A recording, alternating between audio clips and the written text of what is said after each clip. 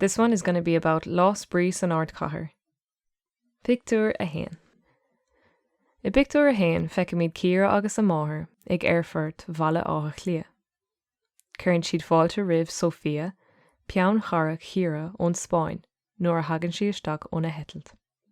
Beidh si ag fannacht leis an glann ar feadh seachtaine, agus dúir Ciara lé gur bé an céad rud ar an scedlacha den seachtain ná tros go dtí an chathair an lá amárach.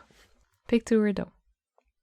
Sa Pictiúr seo feicimid Ciara agus Sophia ar chros buis ag dul timpeall na cathrach baile á lia. Téann siad i dro sráidaí chonal agus feiceann siad na roiirc spéisiúla go léir tá ann, mar hampla an túr solis. Buineann Sophia an tainmh as an tros, níla le héad feice aice riamh. Pictiúr 3. Ina dhiag, téann na cailíní chuig chláiste na trónóide chun na leabhar cheannis a eiscint. Chomáis an leabharlann ada thúntasacha tá ann. Beartaíonn siad rud éigean a ithe sa bhéalainn ann freisin, mar go bhfuil ocras mór orthu tar éis breathnú ar na thúntais go léir. Tá an áit plódathe le tuairisóirí agus go láirí. Pictiúr 4. I Pictiúr 4 feicimid gach gníomhacht eile a thugann na cailíní faoi.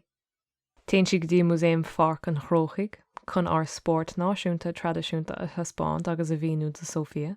Freisin téann siad go dtí an Stad a Bhíomha, Gardaín na Nanmhaithe, agus roinnt in na sépéal is cáiliúla agus is áile in éireann, cosúil le hagla snéamh Pádraig. Tá Sophia ag fáil tros ceart fearsing, ní cála rá. Pictiúr 5. Sa chuigú Pictiúr téann na cailíní go dtí sráid craftain chun píosa sipadúirta a dhéanamh. Nuair tá roinnt éideag ceannaithe acu, beartaíonn siad rud éigean a ithe i mílean burks. Tá bíochlár i lámh Sophia agus tá spéis aici sna béalathe tradiisiúnta éireannacha. Buineann siad ansalt as an méile agus as an atmosfér bra ar shráid craftain. Pictiúr 6.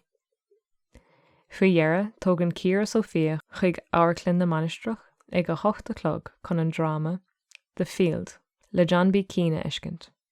Theoigh Sophia léargas ar héal tradiisiúnta in éireann fadó gan áras. Capan Sophia gur ghráma anna spéisiúla bhí ann, agus ag deireadh thiarthail bhí lá thar mharacha. Ní dhéanamh siad arúd ar an achtra seo in éireann riamh.